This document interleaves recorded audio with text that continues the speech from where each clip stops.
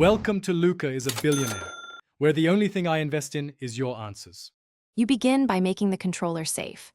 Remove the battery pack or AA cells and place them aside. This prevents accidental power when you open it. Once done, position the controller face down on a soft cloth to avoid scratches and have a TR8 Security Torx driver and a thin plastic pry tool ready. Make sure to remove the battery compartment screws and any sticker covers first, because those hide the remaining security screws that hold the cover halves together. Next, remove every TR8 security screw, including the one under the central label and the two in the magazine area.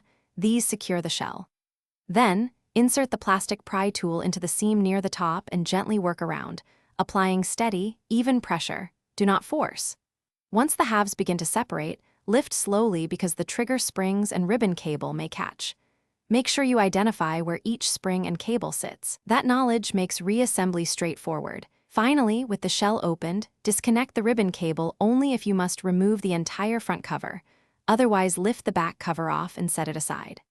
Once free, inspect the internal clips and trigger springs to ensure nothing shifted. If the cover won't come, make sure all TR8 screws are removed and that the label screw is out.